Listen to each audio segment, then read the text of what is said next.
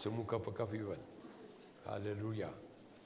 እንግዲህ ባለፈው ሳምንት ትንሽ የክለሳ ስራ እንሰራለን። ባለፈው ሳምንት የተማርነው ትምህርት ወይንም ያካፈልኩት ቃል ከዮሐንስ መልእክት ላይ ከምዕራፍ አንደኛ ዮሐንስ ላይ ነው የወሰድኩት። ምዕራፍ 2 ላይ በኋላ እናነባዋለን። ከቁጥር 15 እስከ 17 ያለው ልጆቼ ሆይ ዓለምን አትውደዱ ዓለምን አትውደዱ በሚል ሐሳብ ላይ የተነሳ ነው እና የመጀመሪያውን ክፍል ተመልክተናል። ምን እንደነበረ ትንሽ አብራራለሁ። ዛሬ ደግሞ ሁለተኛውን ክፍል እንመለከታለን ማለት ነው። ስለዚህ ባለፈው ክፍል ሳምንትም ለነበራችሁ ደግመዋለሁ። ያንኑ የንባብ ክፍል አነባለሁ። ይሄም ደግሞ የዮሐንስ ወንጌል ምዕራፍ 16 ላይ አውጥተን ቁጥር 33ን አነብና ወደ አንደኛ ዮሐንስ መልእክት ይሄዳለሁ።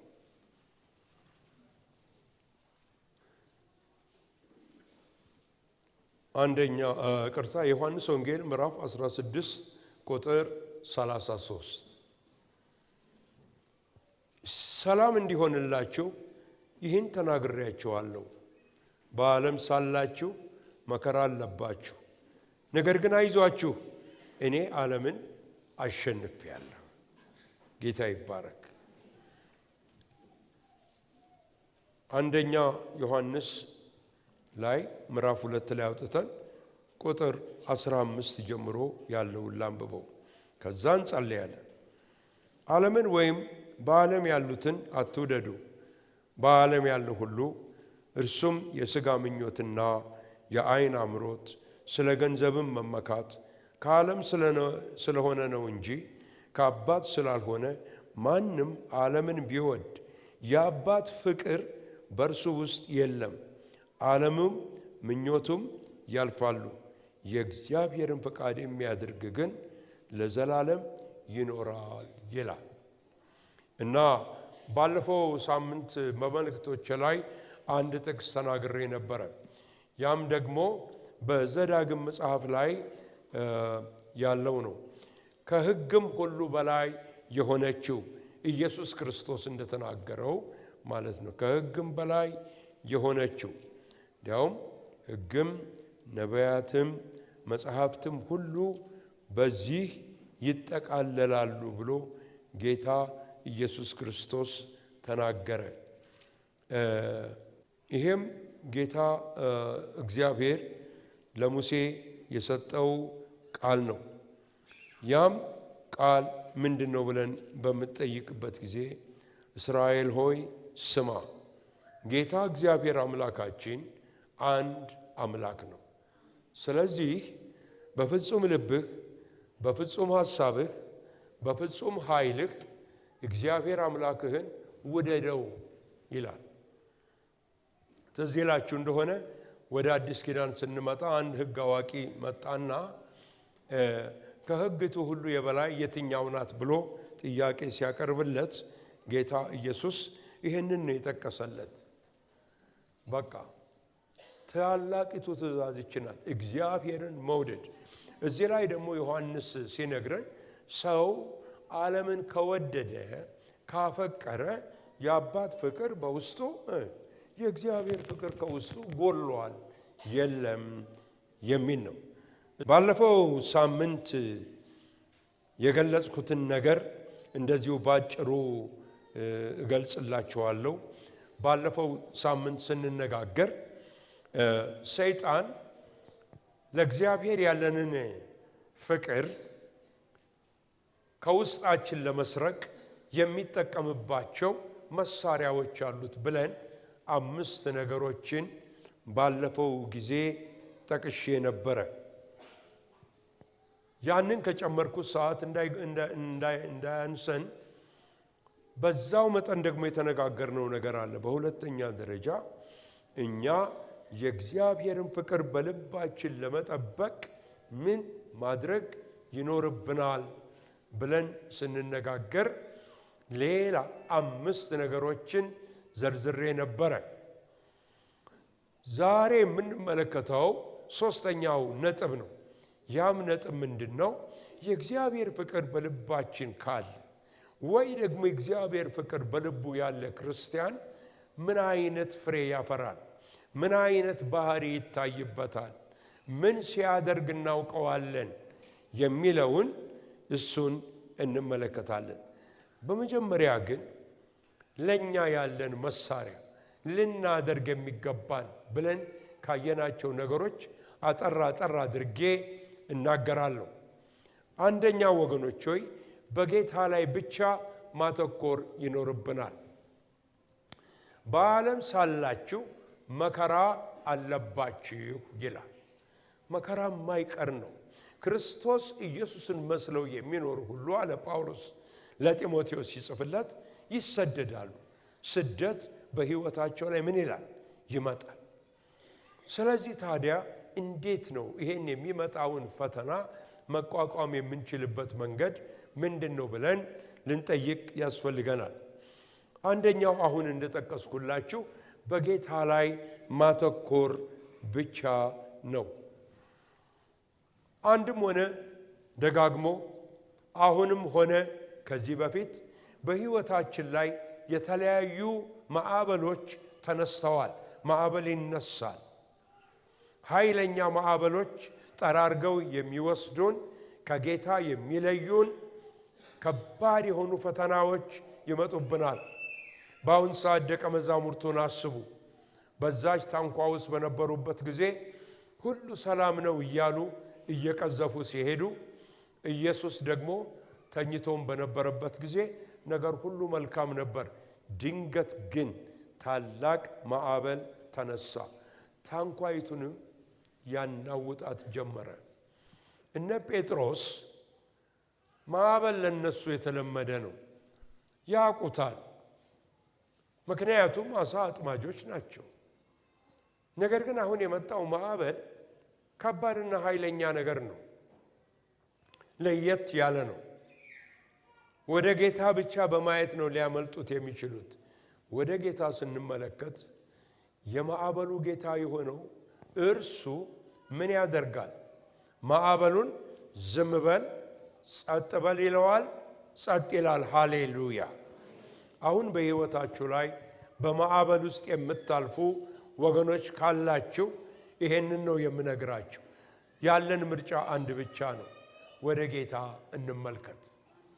መፍጨርጨርን ትተን ወደ ጌታ ስንመለከት ጌታ ማዕበልህን ያዘልሃል፣ ያዘልሻል፣ ጸጥ ያደርገዋል። ክብር ለስሙ ይሁን። ሁለተኛው ወገኖች ሆይ ልናደርግ የሚገባን ኤፌሶን ምዕራፍ 6 ከቁጥር 10 እስከ 17 የተገለጸው ነው። ሐዋርያው ጳውሎስ ምን ይላል? እነዚህ ሰማያዊ የሆኑ መሳሪያዎችን ታጠቋቸው ይላል። ባለፈው ሳምንት እንዳልኩት ወደ 7 ይደርሳሉ። እሱን ሌላ ትምህርት ነው፣ ያ መንፈሳዊ ውጊያ። ነገር ግን የእግዚአብሔርን የጦር ዕቃዎች ሁሉ ምን በሉ ልበሱ፣ ታጠቁ ብሎ ይናገራል። ከዛ ወረድ ይልና ደግሞ አንሱ ይላል፣ ለመዋጋት ተዘጋጁ ይላል። የማይቀር ነገር ነው። ሁል ጊዜ የታጠቀን እንድንሆን ያስፈልጋል። እነዚህን ነገሮች ታጥቀን መሄድ ይኖርብናል ማለት ነው። እግዚአብሔር የተመሰገነ ይሁን። ሶስተኛው በውስጣችን ያለው ማን እንደሆነ ማወቅ ነው። ምክንያቱም በአንደኛ ዮሐንስ ምዕራፍ 4 ቁጥር 4 ላይ ምን ይላል? በእናንተ ውስጥ ያለው በዓለም ካለው ይልቅ ምን ይላል? በአንተ ውስጥ ያለው ማን ነው? ልጠይቃችሁ፣ ማን ነው? ወህቴ በውስጥሽ ያለው ማን ነው? በውስጥ ያለው ማን ነው? የተቀባው ክርስቶስ ነው። ሃሌሉያ! ስለዚህ እሱ የሰማይና የምድር ጌታ ከሁሉ በላይ የሆነው በውስጣችን ካለ ለኛ ጉልበትም ኃይልም ይሰጠናል። በመናፍስት ላይ በአጋንንት ላይ ባለሙሉ ስልጣን የሆነው ኢየሱስ በእኛ ላይ አለ፣ በውስጤ አለ። ኢየሱስ በውስጤ አለ። ሃሌሉያ! ጌታ መነሳቱን በምን ታውቃለህ ይላሉ ከሃዲዎች። ማቀው በልቤ ይኖራል፣ በልቤ አለ። በድል አድራጊነት አለ የትንሣኤው ጌታ። ስለዚህ ራሳችንን አንመለከትም። የምንመለከተው በውስጤ ያለውን አየዋለሁ፣ አስበዋለሁ። እሱ ደግሞ በማንኛውም ነገር ላይ ድል አድራጊ ነው። እስቲ ለዚህ ጌታ ክብር ስጡት ወገኖች። እስቲ ክብር ስጡት ለዚህ ጌታ። ስለዚህ በእናንተ ውስጥ ያለው በዓለም ካለው ይበልጣል ይላል። አራተኛው ምንድን ነው? ጌታ ጋር በሄድን ጊዜ የገባነው በእርሱ እጅ ውስጥ ነው። በእርሱ እጅ ውስጥ ሕይወታችንን አስረክበናል። ማንነታችንን፣ ኑሯችንን፣ መውጣት መግባታችንን ሁሉ ለእርሱ ሰጥተን በእሱ እጅ ውስጥ አለን። በዮሐንስ ወንጌል ምዕራፍ 10 ከቁጥር 27 እስከ 30 ያለውን ስንመለከት ምንድን ነው የሚለን? ያ ቃል ማንም ከእጄ ሊነጥቃቸው አይችልም ይላል። ወረድ ይልና ደግሞ ማንም ከአባቴ እጅ ሊያወጣቸው አይችልም። ስለዚህ እኔና አብ አንድ ነን ይላል። ማንም እስቲ ብሉት፣ የሥጋ ምኞት፣ የዓለም ውበት፣ የገንዘብ ብዛት፣ ሰይጣን የሚልካቸው ቀስቶች፣ ፍላጻዎች ሊነኩን አይችሉም። ምክንያቱም እኛ ያለነው በእርሱ እጅ ውስጥ ስለሆነ ነው። እግዚአብሔር የተመሰገነ ይሁን። ጌታ ይባረክ። ሃሌሉያ። አምስተኛው በክርስቶስ አካል ውስጥ በመኖር ምን እንላለን? ጥበቃ እናገኛለን። አያችሁ፣ ጌታ ሲጠራን ከአንድ አካል ጋር ከአንድ ማህበር ጋር በሚገባን ቋንቋ ነው ያጣበቀን። ስለዚህ የወንጌል ማህበርተኞች ነን ጳውሎስ እንደሚለው። በዚህ አካል ውስጥ ገባን። ሮሜ 12 ይሄንን ነው የሚናገረው። እናንተ አንድ አካል ናችሁ ይላል። ስለዚህ አንዱ ሲደክም አንዱ ያበረታዋል። አንዱ ሲዝል አንዱ ብድግ ያደርገዋል። በዛ ውስጥ ጥበቃ እናገኛለን። ይሄ አንዳንድ ጊዜ የሚሰማው መጽሐፍ ቅዱሳዊ የሆነው አነጋገር ትክክል አይደለም። እኔ ሰዎችን ሰምቻለሁ። እግዚአብሔር ለአንድ ዓመት ቤተ ክርስቲያን አትሄድ ብሎኛል ይላሉ። ከቤተ ክርስቲያን ጋር ችግር ቢኖረን ምንም አይደለም እኮ። ቤተ ክርስቲያን ፍጹም የሆኑ ሰዎች የተሰበሰቡባት አይደለችም። ፓስተሮች ስህተት ይሰራሉ፣ ወንጌላውያን ስህተት ይሰራሉ፣ የቤተ ክርስቲያን ሽማግሌዎች ስህተት ይሰራሉ። ፍጹም አይደለንማ፣ ፍጹም አይደለንም። ነገር ግን ወገኖች ሆይ ፍጹምነትን ያገኘነው በክርስቶስ ስለሆነ በእርሱ ጥላ ውስጥ መኖር ይሻለናል። ስለዚህ በአካል ውስጥ በምንኖርበት ጊዜ ጥበቃ እናገኛለን። እናንተ ለኔ ጥላ ናችሁ፣ ሽፋን ናችሁ፣ እኔ ደግሞ ለእናንተ ጥላ ነኝ። ስለዚህ ይሄ ተለይቶ መኖር የሚባለውን ነገር አትቀበሉ። የሰይጣን ነው። ሰይጣን ምን መሰላችሁ? መጀመሪያ ከሔዋን ጀምሮ እዩ፣ የብቸኝነትን ጊዜ ነው መጥቶ የሚጠቀምበት። ሔዋን ጋር የመጣው ከአዳም በተለየች ጊዜ ነው። አዳም አልነበረም አብሯት። አዳም ጠለዋ ነበር። አዳም የሚንከባከባት ነበር። ብቻዋን ለምን እንደሆነች መጽሐፍ ቅዱስ አይነግረንም። ግን ዲያብሎስ ያንን ጊዜ መረጠ። ብቻዋን የነበረችበትንና መጣና ያነጋግራት ጀመረ። አያችሁ፣ ከእግዚአብሔር ቤት ስንለይና ስንሸሽ ዲያብሎስ ብቻችንን ያገኘናል። ሽፋን አናገኝም። አንፍቀድለት፣ አንፍቀድለት። ወገኖች ሆይ ቢከፋም ቢለማም በዚህም በዛም የእግዚአብሔር ቤት ይሻላል። አሜን። እስቲ አሜን በሉ። እግዚአብሔር የተመሰገነ ይሁን። እንግዲህ እነዚህን ነገሮች ባለፈው ሳምንት በመጠኑ አይተን ነበረ። ዛሬ ቅድም የተናገርኩት ምንድነው? እሱ አንዳንድ ጊዜ ሕይወታችንን እንድንመለከትና እንድናይ ያስፈልገናል። ስለዚህ የኛንም ሕይወት ለመመዘን ከጌታ ጋር ያለንን ፍቅር ማየት እንድንችል እነዚህ አሁን የማቀርባቸው ወገኖቼ ነጥቦች አሉ። እነዛን ነጥቦች አብረናቸው እንመለከታለን። እነዚህን ነጥቦች ስንመለከት የራሳችንን ሕይወት እንፈትሽ፣ የራሳችንን ሕይወት እንመልከት። ወገኖች ሆይ የእግዚአብሔር ፍቅር በውስጣችን ሲኖር ጌታ እግዚአብሔር አምላክህን በፍጹም ልብህ፣ በፍጹም ሐሳብህ፣ በፍጹም ኃይልህ ውደደው ሲል ሌላ ደባል ነገር መጥቶ ከክርስቶስ ፍቅር የሚለየን እንዳይኖር መጠንቀቅ ይኖርብናል። ምክንያቱም አይታወቀንም። የኤፌሶን ቤተ ክርስቲያንን ጌታ በሚናገረው ጊዜ ያንን ቤተ ክርስቲያን መልካም ስራውን ተናገረ። ሐዋርያት ሳይሆኑ ሐዋርያንን የሚሉትን መርምረህ ሐሰተኞች ሆነው እንዳገኘሃቸው አውቃለሁ። ይሄ መንፈሳዊ ችሎታ ውስጥ አለ። ነገር ግን አንድ ነገር የምነቅፍ አለኝ። የቀደመው ፍቅርህን ትተሃል። እንደ ድሮ አይደለም። እኔ እናንተ በተገናኘንበት ጊዜ የነበረ ፍቅር አሁን የለም ባንተ ላይ። ይሄ መቼም ለቤተ ክርስቲያንም ነው። ለቤተ ክርስቲያንም የተላከ መልእክት ነው። ቤተ ክርስቲያን ራሷን መፈተሽ ይኖርባታል። ስለዚህ ከወዴት እንደወደቅህ አስብ፣ የቀደመው ስራህንም አድርግ፣ ንስሐም ግባ ይለዋል። እንዲያውም ቅደም ተከተሉ ንስሐ ግባ፣ የቀደመው ስራህን አድርግ የሚል ነው። መርምር ራስህን፣ እኔ በሚመረምሩ የእሳት ነበልባል በሆኑ ዓይኖቼ አይቼ ያ የቀድሞ ፍቅር በአንተ ውስጥ እንዳልነበረ አይቼብሃለሁ። አየሁብህ፣ የለም አይቼብሃለሁ። እግዚአብሔር አይዋሽም። ሰው ሁሉ ውሸተኛ ቢሆን እግዚአብሔር ብቻውን እውነተኛ ነው።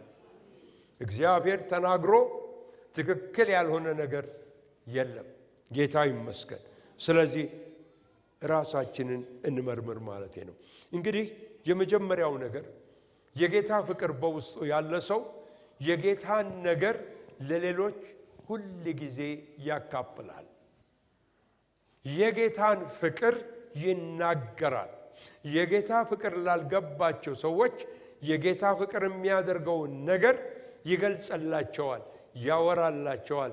በሚያገኘው በአደባባይ ያወራል፣ በሥራ ቦታ ያወራል፣ በመንገድ ላይ ያወራል።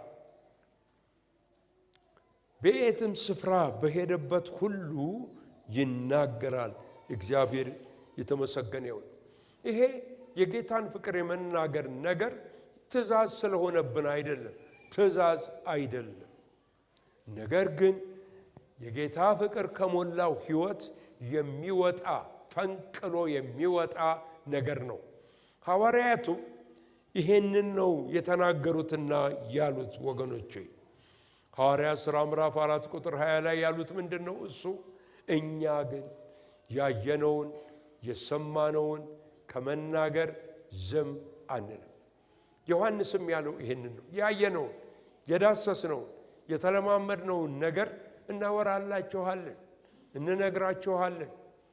ስለዚህ ሁለተኛ በዚህ ስም እንዳትናገሩ አዘናችኋል። እንዴት ተብሎ? እኛስ ያየነውን የሰማነውን እንናገራለን። ኢየሱስ ክርስቶስ ከሙታን ተነስቷል አሉ። ሃሌሉያ! ያንን አካፈሉ። ምንድን ነው የምናካፍለው? ፍቅሩን ነው። ምንድን ነው የምናካፍለው? የተለማመድነውን ነው፣ የጨበጥነውን ነው፣ የዳሰስነውን ነው። አያችሁ፣ ያቺ ሳምራዊት ሴት ትንሿን ነገር ያገኘችውን ይዛ ያንን የሕይወት ሸክም የሆናትን ማሰራዋን ኢየሱስ እግር ስር ጥላ ብድግ ብላ እየሮጠች ወደ ከተማ ወደ መንደር ገብታ እነሆ የሰማርያ ወገኖች ሆይ ስሙኝ፣ ያደረኩትን ሁሉ የነገረኝን ሰው ኑ ላሳያችሁ። በቃ በዛ ጊዜ የተለማመደችው ይሄ ነው። አንዳንዶቻችን ኑ የፈወሰኝን ጌታ ላሳያችሁ፣ ኑ ከክፉ እስራት ነፃ ያወጣኝን ከኃጢአት እስራት የገላገለኝን ጌታ ላሳያችሁ፣ ኑ የማያልቀውን ሰላም የሰጠኝን የሚፍለቀለቀውን ሰላም በውስጤ ያስገባውን ጌታ ላሳያችሁ። ሃሌሉያ ሃሌሉያ። ወገኖች ሆይ ይሄን ስትሉ ያ ቤት ስፍራ እንደምትዘሩት አታውቁ እና ፍሬ አፍርቶ ታገኙታላችሁ። ፍሬ አፍርቶ ታገኙታላችሁ። በአንድ ለቅሶ ቦታ አሜሪካን ሀገር የዛሬ 60 ዓመት አካባቢ ክላስሜት የነበሩኝን ሰዎች አገኘዋቸው። ተለውጠናል ሁላችንም፣ ወጣቶች ነበር። ኋላ ምን አለኛን ያ ድሮ የነገርከን ነገር ሁሉ ትዝ ይልሃል አለኝ። ያረሰውም አልኩት። አሁን እውነት ሆኖ መጨረሻ በስተርጅና ጊዜ አገኘ ነው። አንድ ቀን በሕይወታቸው ላይ ሥራ ይሰራል። ሃሌሉያ እግዚአብሔር ይርዳል። ግን የምናደርገው ከጌታ ፍቅር የተነሳ። ሁለተኛ የጌታ ፍቅር ያለው ሰው የእግዚአብሔር ቃል ፍቅር ሁል ጊዜ በሕይወቱ ውስጥ ምን ይላል? ይኖራል። ዮሐንስ 14:21 ላይ የሚናገረው ይሄንን ነው። እኔን የሚወደኝ ቃሌ በውስጡ ይኖራል። ቃሌ ይወዳል፣ ቃሌን ይናገራል፣ ቃሌ ይናገራል፣ ቃሌ በውስጡ ይሞላል። አዎ ኢየሱስ ክርስቶስ ሲናገር ቃሌ በውስጣችሁ ቢኖርና እኔን ብትወዱኝ ፍሬ ታፈራላችሁ ብሎ ይናገራል። ዮሐንስ 15 ላይ ቁጥር 7 ላይ ታውቃላችሁ። ኢየሱስ ክርስቶስ በጸለየው ጸሎት በዮሐንስ ወንጌል ምዕራፍ 17 ብዙ ሰማያዊ እውነቶችን የተናገረው፣ ግን አንድ ነገር ተናገረ። እዛ ውስጥ አባት ሆይ አለ የሰጠኸኝን ቃል ነግሬያቸዋለሁ፣ እነሱም ተቀበሉታል። በቃ ይዤ ነው ቃል የመጣሁት፣ ያንን ቃል ተቀብለውታል። እግዚአብሔር መቼም ይሄ ምን መታደን ነው! ከእግዚአብሔር የወረደውን ቃል መቀበል። አንድ ሰው እኔ እባክህ እሱን አልቀበልም ካላችሁ፣ ይሄን የሚሉ ክርስቲያኖች ነን የሚሉ ሰምቻለሁ። በአንዳንድ ሁኔታው ሲያልፉ የነሱን ሐሳብ የሚቃወም ከሆነ እግዚአብሔር ቃል እኔ እሱን እንኳን እንደሱ አላየውም አልቀበለውም ሲሉ በጆሮዬ ሰምቻለሁ። ሰው የእግዚአብሔርን ቃል ከላይ የወረደውን ቃል አልቀበልም ካለ ምንም ልታረጉ አትችሉም። አልቋል ነገሩ። ምን ታረጋለህ? ቃሉን አልቀበልም ካለ በኋላ ከመጸለይ በስተቀር ምን ማድረግ የምትችለው ነገር አለ? ሰዎች ቃሉን አይቀበሉም። ሰዎች ቃሉን አንቀበልም ሲሉ በጣም ከባድ ነው። ቃሉን እንዳይቀበሉ የሚያደርጋቸው ብዙ ነገር አለ። አንደኛ ውስጣዊ የሆነ ትዕቢት ነው። ትዕቢት ራሳቸውን ከእግዚአብሔር ቃል በላይ አድርገው ያስቀምጣሉ። ሁለተኛው ደግሞ ሃይማኖታውያን ሲሆኑ ነው። በባህል ሲወርድ ሲዋረድ የመጣው ነገር፣ እነዚህ ነገሮች ከእግዚአብሔር ቃል ይልቅ ይበልጡባቸዋል። ስለሚበልጡባቸው የፈለከውን ብታሳዩ ጥቅስ ብታነብ ነው ይሄን አልጥልም ይላል።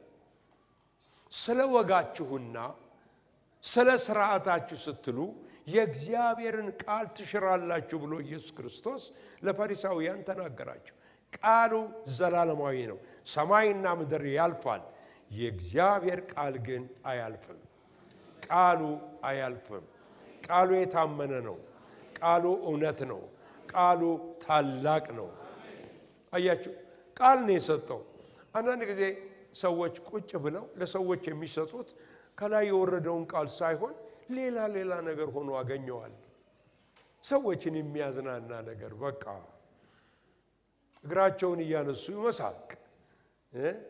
እኔ አንዳንድ ጊዜ ሰባኪዎች ኮሜዲያን ናቸው የአሁን ጊዜ ሰባኪዎች ወይስ የእግዚአብሔር መልእክተኞች ናቸው? በቃ ህዝቡም ደስ ይለዋል፣ እነሱም ደግሞ ያንን ይሰጧቸው ነው። እዚህ የመጣችሁት ኢንተርቴን ለመደረግ አይደለም። እሱን የሚፈልግ ሰው ሀገር ፍቅር የሚባል ድሮ የምናውቀው ቲያትር የሚታይበት አለ፣ ወይንም ብሔራዊ ቲያትር መሄድ ነው። እዚህ ያለው የአምላካችን የእግዚአብሔር ቃል።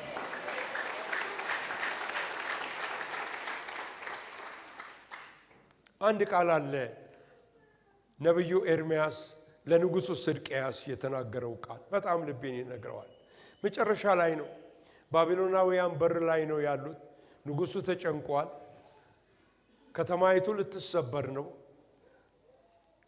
ወታደሮቹም ዝለዋል። በቃ ጥግ ድረስ መጥተዋል። ኤርምያስን ጠራው።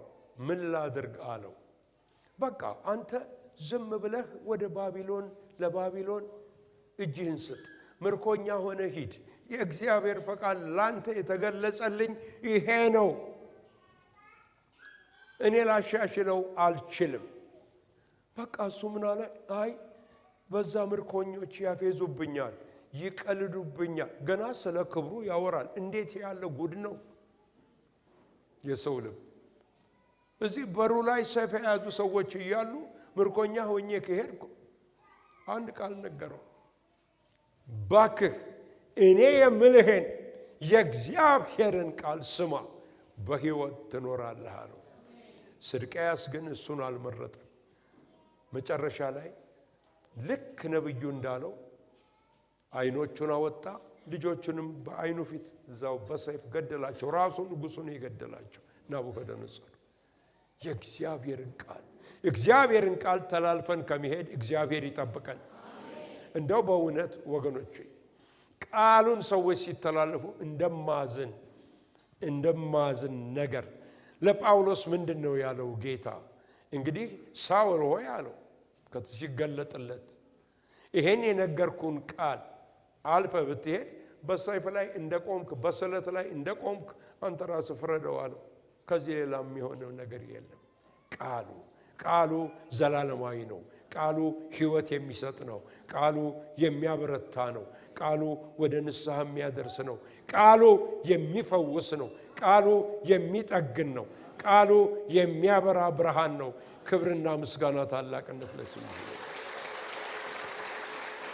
ሃሌሉያ! ለቃሉ እግዚአብሔር ምንም ምትክ የለውም። አዎ የእግዚአብሔር ቃል። ሁለተኛው ወገኖች ሆይ የእግዚአብሔር ፍቅር ያለው ሰው ስደትን የመቋቋም ጉልበት አለው። ከውስጡ ካለው ፍቅር የተነሳ እንግዲህ በዓለም ሳላችሁ ፈተና አለባችሁ። ፈተናው ይለያያል። እግዚአብሔርን በተለይ ለማገልገል የምትፈልጉ ከሆነ ምንም አይነት አገልግሎት ይሁን፣ ዝማሬ ይሁን፣ በቤተ ክርስቲያን አመራር ውስጥ መስራት ማገልገል ይሁን፣ ድቁና የፈለጋችሁትን በሉ። ወደ ላይ ደግሞ ስትመጡ ፓስተር ብትሆኑ፣ ሙሉ ጊዜ አገልጋይ ስትሆኑ፣ ፈተናውም ደግሞ ኃይለኛ እየሆነ ይመጣል። ነገር ግን የጌታ ፍቅር በልባችን ውስጥ ሲኖር ትዕግስት ልቦናችንን ይሞላዋል። ምክንያቱም የጌታ ፍቅር በውስጣችን ያለው ግድ ይለናል የምናልፍባቸው ነገሮች፣ ፈተናዎቹ። ሐዋርያው ጳውሎስ በሁለተኛ ቆሮንቶስ ምዕራፍ 11 ከቁጥር 23 እስከ 28 ያለፈበትን ነገር ይዘረዝራል። ሁሉን መከራውን፣ ረሃቡን ይናገራል፣ ብርዱን ይናገራል፣ የፀሐይ ሐሩሩን ይናገራል፣ ብቸኝነቱን ይናገራል፣ የተገረፈውን ግርፋት፣ በድንጋይ መወገሩን፣ እነዚህን ሁሉ ይናገራል። ምንድነው ይሄን ሐዋርያ እንደዚህ ጽኑ እንዲሆን ያደረገው? አንድ ነገር ብቻ ነው። ከጌታ ኢየሱስ ክርስቶስ ፍቅር ማንም ሊለየኝ እንዳይችል ተረድቻለሁ ነው። አለቀ። የእርሱ ፍቅር እዚህ ውስጥ ላለፉት ዘመን ጌታን ስትከተሉ የነበራችሁ ያቆማችሁ አንድ ነገር ነው፣ የጌታ ፍቅር ብቻ ነው። አሁንም ፍቅሩ ይብዛልን፣ አሁንም ፍቅሩ ይጨምርልን። በቃ ፍቅሩ በውስጣችን እኔ ሰዎች ለማገልገል ብለው ዝም ብለው ሲያረጉትና ከጌታ ፍቅር የተነሳ ሲያረጉት በጣም በጣም ደስ ይለኛል። እግዚአብሔር የተመሰገነ ይሁን፣ እግዚአብሔር የተባረከ ይሁን። የጌታ ፍቅር እንዴት ድንቅ ነው! ያዕቆብ በምዕራፍ 1 ቁጥር 12 ላይ ምን ይላል? በፈተናው የሚጸና ሰው የተባረከ ነው፣ ያም ሰው ደግሞ የድል አክሊል የሕይወት አክሊል ይጠብቀዋል። በፈተናው የሚጸና የሚታገስ ሰው የተባረከ ነው፣ የተባረከ ነው። እግዚአብሔር ትዕግስቱን ያብዛላችሁ። እኔ ወገኖቼ ፈተናን የሚያስቀር ፎርሙላ የለኝም። አለን የሚሉ ሰዎች ሊኖሩ እንደሆነ እኔ አላቅም ከየት እንዳመጡት። ኢየሱስ የሚለው በዓለም ሳላችሁ ፈተና አለባችሁ ነው። ጳውሎስ የሚለው ክርስቶስ ኢየሱስን መስለው የሚኖሩ ሁሉ ይሰደዳሉ ነው። ያንም ፈተና የሚያስቀር ነገር እኔ የለኝም። በቃ መስቀሉን ይዘህ ተሸክመህ ተከተለኝ፣ ተከተለው። እግዚአብሔር ፍቅር በውስጣችን እየነደደ እየተቀጣጠለ ሲሄድ እግዚአብሔር የተመሰገነ ይሁን። ድል አድራጊዎች እንሆናለን። ጌታ ይባረክ። ሃሌሉያ። አራተኛው ምን መሰላችሁ? ጌታን የሚወድ የሚያፈቅር ሰው የቃሉ ፍቅር እንዳለው መጸለይ ይወዳል። ምክንያቱም ከጌታ ጋር ህብረት የሚያደርግበትና የሚነጋገርበት መንገድ ይሄ ነው። ዕለት ዕለት በማለዳ ተነስተን ፊቱን ስንሻ፣ በየምሽቱ በፊቱ ስንንበረከክ ሕግ ስለሆነ አይደለም። ከሕግ ጋር አታያይዙት፣ ሕግ አይደለም። ነገር ግን በውስጣችን ጌታ ይናፍቀናል። በእውነት ወገኖቼ እንደው ነግቶ ጌታን ፊት እስክታዩ አትናፍቁ? ተንበርክካችሁ እስክትጸልዩ ጥማት ውስጣችሁ እስቲ እዩ ወገኖቼ። ብዙ ሰዓት ብታጠፉ ከምትወዱት ሰው ጋር አይሰማችሁም። በጣም የምትወዱ ጓደኛ ቢኖራችሁ 4 ሰዓት 5 ሰዓት ብትቀመጡ በቃ ሰዓት ጊዜው አይበቃችሁም። በቃ ሁል ጊዜ ያ ፍቅር በውስጣችሁ እስካለ ድረስ ከዛ ሰው ጋር ማጥፋት ትወዳላችሁ። በርከክ ብሎ የጌታ ኢየሱስ ክርስቶስን ፊት ማየት ደግሞ ደስ ይላል። መንበርከክ ብቻ አይደለም፣ ሁል ጊዜ ልቦናችን ይጸልያል። ሁል ጊዜ በልቦናችን እንቀኝለታለን። እግዚአብሔር የተመሰገነ ይሁን። አዎ እንገኝለታለን። ጌታ ኢየሱስ ክርስቶስ ከብዙ ነገሮቹ አንዱ በጣም የሚደንቀኝ የጸሎት ሕይወቱ ነበረ። ይጸልይ ነበር። አንዳንዴ ደቀ መዛሙርቱን ያሰናብታቸውና እሱ ወደ ደብረ ዘይት ተራራ ወጥቶ ሌሊቱን ሁሉ ሲጸልይ ያድራል። ከአብ ጋር ይነጋገራል። አብ ይወደኛል አለ፣ እኔም ደግሞ ወደዋለሁ አለ። አብም ደግሞ በግልጽ የምወደው ልጄ እርሱ ነው፣ እርሱን ስሙት። መሰከረለት። እወደዋለሁ፣ በጣም እወደዋለሁ፣ አፈቅረዋለሁ። ጌታ ኢየሱስም አብን እንደሚያፈቅረው እጅግ አድርጎ አባቴ ይወደኛል ይል ነበረ። ስለ ሰው ፍቅር አይናገርም ነበረ። የሰው ፍቅር ቢመጣም ይቀበላል ጌታ፣ ባይመጣም ብዙ አይቸገርበትም። እግዚአብሔር ለኛም ይሄንን ይስጠን። አንዳንድ ጊዜ እኮ ወገኖች ለኛ ትልቅ ቦታ የሰጠነው ሰው እንኳን ሰላም ሳይለን ወይ ደክሞት ይሆናል፣ ወይ አላየችን ይሆናል፣ ወይ በአእምሮ የተነሳ ሊሆን ይችል ይሆናል። ስንቸገር እንውላለን፣ ስንገላበጥ እናድራለን። ምን ፈልጎ ነው? አንድ ነገር መኖር አለበት። እንዲያውም ደግሞ ሰይጣን በዛ ይቀጥልና አይ እከሌ እኮ እንዲህ ብሎ አውርቶለት ነው። እከሌ የሚያውቀው ነገር የለም። ያ ውሸታም ደግሞ ገባ ማለት ነው በዚህ መሃል። ገብቷችኋል? እንዲህ አይደለም። ጌታ አባቴ ይወደኛል አለ፣ እኔም ደግሞ ወደዋለሁ። በቃ ትልቁ የሰጠው ጌታ እንደሚወደው ያቅ ነበረ። ምን ትፈልጊያለሽ? ወገኖች ሆይ አንድ ነገር ልንገራችሁ፣ ሁሌ የምናገራት ነገር ናት። እንደ ጌታ ኢየሱስ የወደደኝ የለም። እናቴ፣ አባቴ፣ ወንድሞቼ፣ እህቶቼ አፍቅረውኛል፣ የሌሉትም ያሉትም በጣም ይወደኛል። ነገር ግን ከጌታ የፍቅር ጋር ሳወዳድረው እንደሱ የሚወደኝ እንደርሱ ሁሌ እኮ ከኔ ጋር፣ ሁሌ ካንቺ ጋር ነው እኮ፣ ሁሌ እኮ ካንተ ጋር ነው።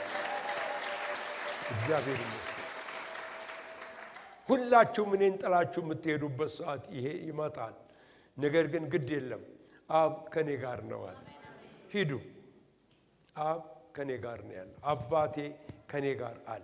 ፍቅሩ አይለዋወጥም፣ አይቀያየርም፣ እውነታም ሁኔታም የለበትም ብሎ ጌታ ኢየሱስ ይናገራል።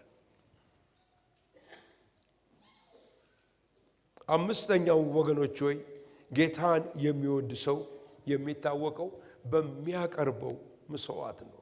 በመስዋዕቱ ይታወቃል። አብርሃም የእግዚአብሔር ወዳጅ ተብሎ ተጠራ። የአብርሃምን ታሪክ ስታዩ ምንድነው አብርሃም የሚደንቃችሁ? በየሄደበት ሁሉ መሰዊያ ይሰራ ነበር። ለእግዚአብሔር መስዋዕት ያቀርብ ነበረ።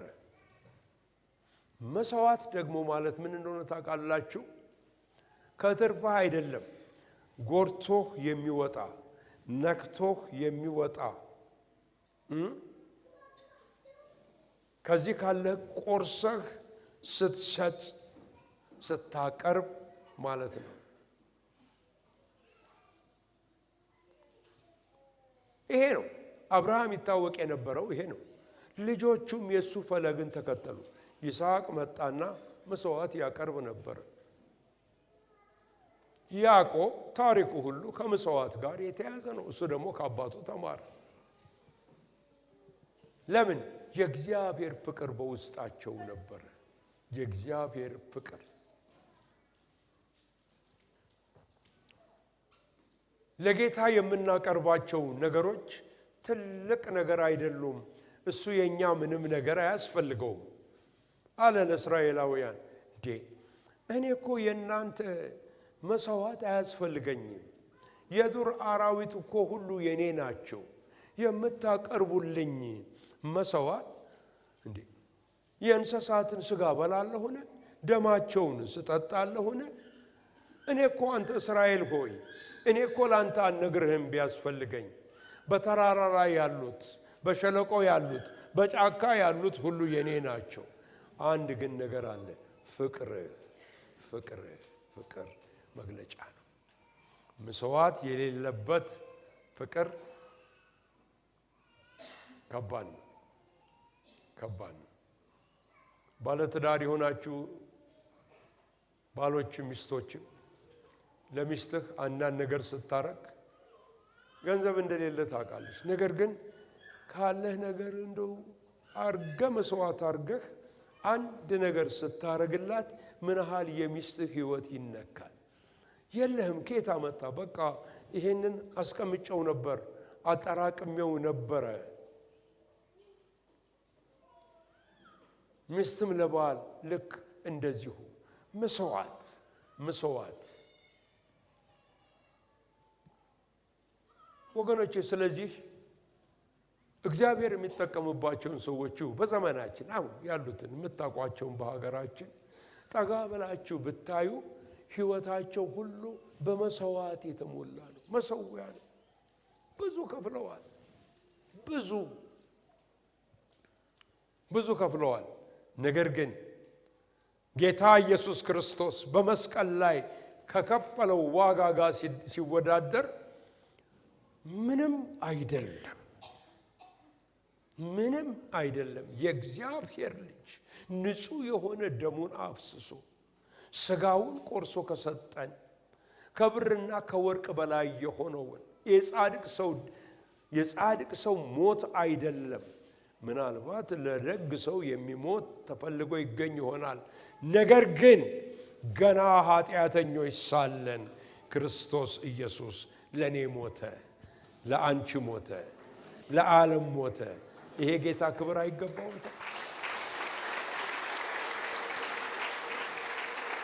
አዎ ወገኖች፣ ክብር አይገባውም? ምን ይገባዋል? ይገባዋል። ሁሉ ከፍቅር የተነሳ አዎ የጌታ ፍቅር እጅግ ኃያል ነውና ፈተናን መቋቋም እንችላለን። መስዋዕትም ለጌታ እናቀርባለን። እግዚአብሔር የተመሰገነ ይሁን። ፍቅራችን የምንገልጽበት ነው። ጌታ ይባረክ። ለዚህ ነው ሐዋርያው ጳውሎስ አሁን የምንቀበለው ፈተና ሊመጣ ካለ ክብር ጋር ሲወዳደር ይሄ አሁን የምናልፍበት ነገር ምንም እንዳይደለ አስባለሁ አለ። ሐዋርያው ገብቶታል። ምንም እንዳይደለ አስባለሁ። ጳውሎስ እኮ ሲሞት በቃ ማለቴ በምድር ካሉ ሰዎች ሁሉ የመጨረሻው ቦታ ላይ የተቀመጡ ሳለ እሱ ግን ራሱን የሚያየው እንደምናምን ነበር። ምን እያለ ነው የሞተው? ከኃጢአተኞች ሁሉ ዋና እኔ ነኝ እያለ ነው። እኔ ነኝ ዋና አንደኛ። አቤት የህይወት ለውጥ! አቤት ጌታን መስሎ መሄድ! እግዚአብሔር የተመሰገነ ይሁን። ስድስተኛው ወገኖች ሆይ ጌታን የሚወድ ሰው ያገለግለዋል። አገልግሎት ከፍቅር የተነሳ ነው። እነዚህ ዛሬ የዘመሩልን አገልጋዮች እዚህ መጥተው በፊታችን የቆሙ ዲያቆናት ለምንድን ይሄን ያደረጉት? ምን ስለሚያገኙበት ነው? ምድራዊ ነገር ምንም ከቤት ግን የክርስቶስ ፍቅር ግድ ብሏቸው ያ ፍቅር ነው እንዲያመልኩት እንዲዘምሩለት ያደረጋቸው። ያ ፍቅር ነው እንዲያገለግሉት ያደረጋቸው። ጌታን የሚወድ ሰው ያገለግለዋል። ጌታችን ኢየሱስ ክርስቶስ በመጨረሻ በቀደም ለአገልጋዮች ሳካፍላቸው ነበር። ዮሐንስ በወንጌሉ ላይ እንዳስቀመጠው ወደ ቢታንያ ይዟቸው ለማረጉ ነው። እንግዲህ በቃ ምሳ ከበሉ በኋላ ይላል ሊያርግ ጌታ ወደዛ ወደ ቢታንያ ከፍታ ቦታ ላይ ይዟቸው ሲወጣ ደቀ መዛሙርቱን አንድ ሰው ጋር መነጋገር ፈለገ። ብቻውን ጴጥሮስ ነው። አንጋፋ ነው፣ መሪ ነው፣ አእማድ ነው። የነዚህ ሁሉ የወንድሞች ጠባቂ ነው ያለው ሰው ነው። እነሱም ደግሞ ከጴጥሮስ ነበረ ሁሉን የሚጠብቁትና ግን አንድ ጥያቄ ጠየቀው። ጴጥሮስ ሆይ ትወደኛለህን አለው። አዎ ጌታ እወድሃለሁ አለ። በጎቼን አሰማራለሁ። ደከመና ጴጥሮስ ትወደኛለህን? አዎ ጌታ እወድሃለሁ። ጠቦቶቼን ጠብቅልኝ። ቀጠለና የስምዖን ልጅ የዮና ልጅ ስምዖን ሆይ ትወደኛለህን? አዎ እወድሃለሁ። በጎቼን እኔ እንደ ፓስተር 55 ዓመት በላይ አገልግያለሁ። እንደ አዲስ ሆኖ አሁን ቻሌንጅ እያደረገኝ ያለ ቃል ይሄ ቃል በጎችን ነው እግዚአብሔር ለአገልጋዮች ይሰጥ። ፕሊዝ የትም ቦታ ሆናችሁ አገልግሉ። ምእመንን ሰንዴይ ስኩል አስተምሩ። ደቀ መዝሙር አስተማሪዎች ሁኑ። ወይ ደግሞ እንደኛ ሙሉ ጊዜ አገልጋዮች ሁኑ። እግዚአብሔር አደራ ብሎ የሰጠን በጎቹን። ይሄ ከባድ አደራ ነው። ልጄን አደራ ብሏችሁ አንድ ሰው ለአንድ ቀን ቢወጣ እንዴት ተንከባክባችሁ ነው የምትይዙት? አደራ፣ የእግዚአብሔር አደራ አደራ አደራ። ይሄ ብዙ ነገር ልናገርበት እችላለሁ። ለአገልጋዮች ብቻ የሚሆን መልእክት ነው። ነገር ግን ወገኖች ሆይ ትወደኛለህን? ባጭሩ አገልግለኝ። ከወደድከኝ አገልግለኝ። አገልግለኝ ስምዖን፣ አገልግለኝ። ከወደድከኝ ካፈቀርከኝ። እባካችሁ ያለ አገልግሎት ለብዙ ዘመን በእግዚአብሔር ቤት የተቀመጣችሁ ሰዎች እባካችሁ አገልግሉት። ምንም ማድረግ ባትችሉ ኑና የቤተ ክርስቲያኑን ወለል ወልውሉ። በጸሎት ውስጥ ገብታችሁ አገልግሉ። ምንም ማድረግ ባትችሉ ዝም ብላችሁ አለ አገልግሎት አትመላለሱ። ጌታን የሚወደው ሰው ማንም የሚወደኝ ቢኖር አለ በዮሐንስ ወንጌል ያገለግለኛል ያገለግለኛል። እግዚአብሔር የተመሰገነ ይሁን። ያገለግለኛል አለ። ስድስተኛና የመጨረሻውን ልናገር። ጌታን የሚወድ ሰው አምላኩን ለመገናኘት ሁል ጊዜ የተዘጋጀ ነው። ማለትም ለጌታችን ለኢየሱስ ክርስቶስ ዳግም ምጽአት የተዘጋጀ ነው። አንድ ቀንም አየዋለሁ በሰማየ ሰማያት የሚል መዝሙር ድሮ እንዘምር ነበር። ፊት ለፊት ጌታዬን አንድ ቀን አየዋለሁ። አስደናቂ ቀን፣ ያቺ ቀን ግሩም ቀን፣ የምንወደውን የምንናፍቀውን ታላቁ ጌታችንን አንድ ቀን ፊት ለፊት እናየዋለን። እርሱም ያየናል። ክብር ለስሙ ይሁንለት። ሃሌሉያ። እናየዋለን ወገኖች ሆይ። ስለዚህ ሐዋርያው ጳውሎስ ሌሎችም ሐዋርያት በመልእክታቸው ለጌታ ለኢየሱስ ክርስቶስ ቀን እንዲዘጋጁ ሁል ጊዜ ይናገሩ ነበረ። በተለይ በሮሜ 13 ከቁጥር 11 አካባቢ ላይ ስታነቡ ከእንቅልፍ የምትነቁበት ሰዓት አሁን እንደደረሰ እወቁ። ከዳናችሁበት ቀን ይልቅ አሁን የጌታ ምጽአት ቀርቧል። ኢየሱስ ክርስቶስ መምጣቱ ነው። ተዘጋጅታችኋል ወይ? ተዘጋጅታችኋል? እኔ ጌታ የሚናገረኝ ነው። ጌታ ትልቁ መልእክት ለሕዝብ የምናገረው ምን ነው? መምጫዬ እንደደረሰ ንገራቸው ነው የሚለኝ። መምጫው ደርሷል። ጉድ ነው። በዓለም ላይ የሚካሄደው ነገር እናንተ እዚች ኢትዮጵያን አዲስ አበባን ነው እኛ የምናውቀው። ጉድ የሚያሰኝ ነው። ዓለም አብደዋል በኃጢአት። አብደዋል፣ ወደ እብደት ውስጥ ገብቷል። በቃ ይሄ ነው ያለኝ ቃል። አንዱን ስንወጣው ሌላ ነገር ይዞልን ይመጣል። ከመምጣቴ በፊት እንዲሁ ከምወዳቸው ሰዎች ጋር ቁጭ ብዬ አወራ ነበረ። የኔ ልጆች በጣም ትልልቆች ናቸው፣ ከዛ አመልጠዋል። ግን አሁን እኮ ፓስተር አሉ። ልጆቻችንን ስንልክ ትምህርት ቤት የሚነገራቸው ነገር አሉ። አሜሪካ ውስጥ አንተ ወንድም አይደለህም፣ ሴትም አይደለህም፣ መብት አለ። አንቺም አትባልም፣ አንተም አትባልም። ሴቷን ወደ ወንድ መለወጥ ትቻለሽ ማለት እግዚአብሔር ወንድ አድርጎ በእናትህ ማህፀን ሲያስቀምጥህ ተሳስቷል ነው አይደለ እንዴ? እግዚአብሔር አይሳሳትም። የኛ ጌታ አይሳሳትም። አዎ ወንድና ሴት አድርጎ ፈጠራቸው። ስለዚህ ዓለም አብዷል ወገኖች ሆይ ጌታ ኢየሱስ ክርስቶስ የነገስታት ንጉስ የምድር ሁሉ ጌታ የሰማይ ሁሉ ጌታ ይገለጣል። ሃሌሉያ አሜን። ማራናታ ማራናታ በኢየሱስ ስም ሃሌሉያ። ኢየሱስ ይመጣል። ስለዚህ ሁል ጊዜ ራሳችንን እየመረመርን እንሂድ። እነሆ በቶሎ እመጣለሁ።